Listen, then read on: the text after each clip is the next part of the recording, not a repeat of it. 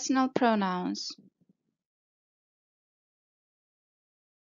Саламатсыздарбы? Бүгүнкү сабак жеке ата тооштор жөнүндө болот. Сиздер менен Мектеп Плюс каналы. Каналга жазылып, биз менен бирге окуңуздар. Анда эмесе баштайлы. Personal pronouns кыргыз тилинде жеке ата тоошторго дал келет. Англис тилинде жеке ата тооштор субъект формасында жана объект формасында колдонулат. Азыр биринчи жеке ата тооштордун субъект формасын карап чыгалык. Англис тилинде жеке ата тооштор жактар боюнча, ошондой эле жекеликтүү, көптүктүү деп бөлүнөт. Анда эмесе биринчи I, мен. I бул ар дайым чоң тамга менен жазылат. You, сен. Сен, сиз, экөө бир эле сөз колдонулат. He, ал. He англис тилинде эркек кишилерди айтууда колдонобуз. Ал эми she бул аялдарга тийиштүү. It бул дагы ал деп которулат. Негизи эле he, she, it кыргыз тилинде ал деп которобуз. Себеби бизде бөлбөйбүз. It жаныбарларды, башка нерселерди айтууда колдонулат. Буга дагы кененирээк анан токтолобуз.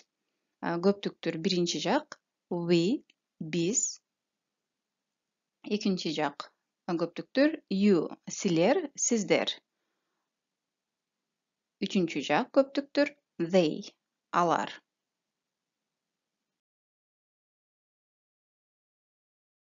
Англис тилинде субъект формасында жеке ата тооштор сүйлөмдүн ээси катары колдонулат. Мисалы, I am a teacher. Мен мугалиммин. Демек, бул жерде жеке ата тооч I, ким, мен сүйлөмдүн ээси катары колдонулду дагы чоң тамга менен жазылды. Бул ар дайым чоң тамга менен жазылат.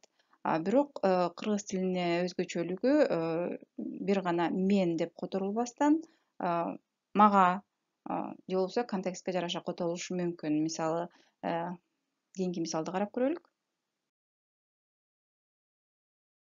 I like your car.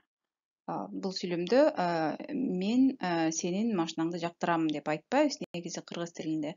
Ошон үчүн контекстке жараша мага сенин машинаң жагат деп которобуз. Бул жерде I сүйлөмдүн ээси, бирок которгондо мен эмес, мага деп которуп калдык. You are my best friend. Сен менин эң жакын досумсуң.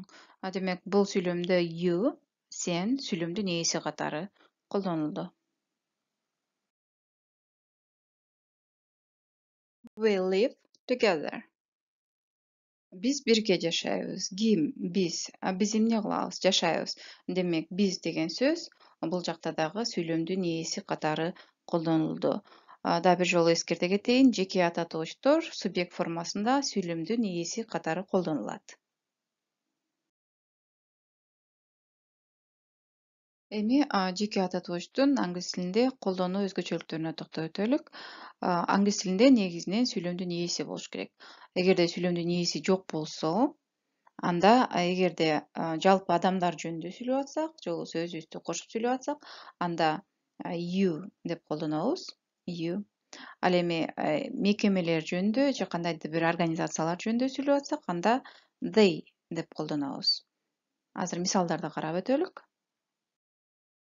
Мисалы, биринчи сүйлөм. You can buy everything. Бардыгын сатып алса болот. Демек, бул сүйлөмдүн ээси жок.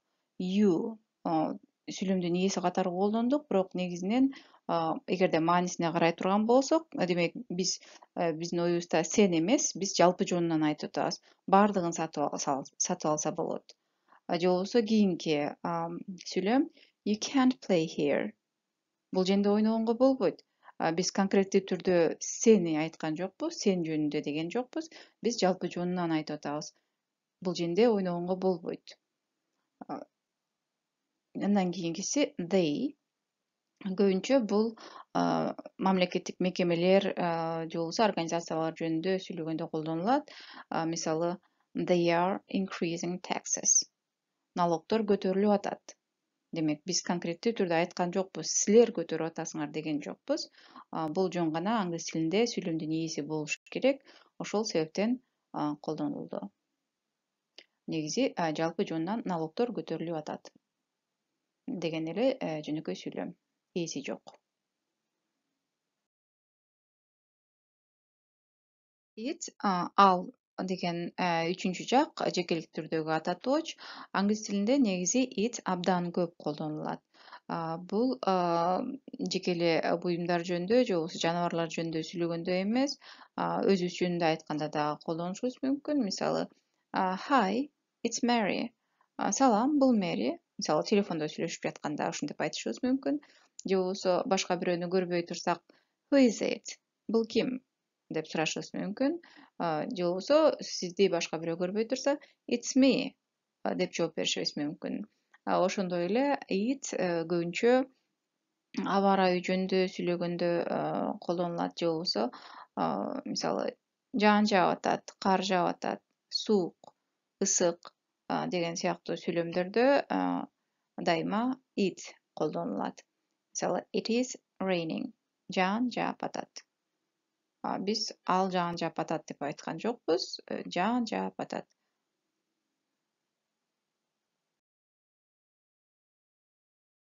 Эми жеке ататуучтурдун объект формасына көңүл буралык. I, мен деген ататуучтун объект формасы me. Мага, мени деп которсок болот. You, сен, you, сени, сага. He, ал, him, аны, ага. She, ал, her, аны, ага. It, ал, it, аны, ага. Негизи him, her, it кыргыз тилинде көбүнчө окшош которулат. We, биз, us, бизге, бизди. You, силер, you, силерди, силерге. They, алар, them, аларды, аларга. Сүйлөмдө объект формасындагы ататуучтар толуктооч катары колдонулат. Мисалы, can you see me? Мени көрүп атасыңбы? Бул жерде сүйлөмдүн ээси you, демек you бул жерде сүйлөмдүн ээси катары колдонулду. Бул ататуучтун субъект формасы. Ал эми me бул толуктооч катары колдонулду. Кимди? Мени көрүп атасыңбы? Демек, бул объект формасындагы ататууч. Көбүнчө бул объект формасындагы ататууч этиштен кийин турат, же болбосо кандайдыр бир предлогдон кийин турат. Мисалы, бул учурда бизде этиштен кийин турду. See, көрүү. Кийинки сүйлөм yes, I can see you. Ооба, мен сени көрүп атам. Демек, I бул субъект формасында сүйлөмдүн ээси катары колдонулду. Ал эми сүйлөмдүн аягында you бул объект формасында ататууч. Кимди? Сени. Кимди көрүп атам? Сени көрүп атам. Бул жакта дагы көңүл буралык, бул этиштен кийин колдонулду. Дагы бир сүйлөм she doesn't love him. Ал аны сүйбөйт. Ким? She. Субъект формасындагы ататууч. Ал эми him кимди? Аны. Бул объект формасындагы ататууч. Демек, бул жерде бул толуктооч катары кетти. Кайрадан эле бул этиштен кийин коюлду. Мурунку мисалдарда биз объект формасында ататуучтун этиштен кийин колдонушун карадык. Объект формасындагы ататууч предлогдордон кийин дагы колдонулат. Мисалы, he is waiting for me. Ал мени күтүп атат. Мына предлогдон кийин колдондук. Кимди? Мени күтүп атат. Бул объект формасындагы ататууч. I spoke to him. Мен ага сүйлөштүм, же болбосо мен аны менен сүйлөштүм. Демек, сөзсүз түрдө эле мени, аны, ага деп которулбастан контекстке жараша которобуз. I spoke to him.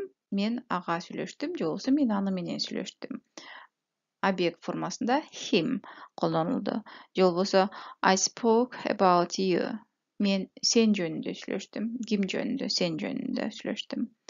Демек, объект формасындагы ата тооштор негизинен сүйлөмдүн башына жазылбайт дагы, сүйлөмдүн ортосуна же аягында болот. Сиздер менен Мектеп Плюс каналы болду. Биздин бүгүнкү сабак сиздерге пайдалуу болот деген үмүттөмүн. Биздин каналга жазыла элек болсоңуз жазылып, тааныштарыңыз менен бөлүшкөндү унутпаңыз. Кийинки сабактарда көрүшкөнчө.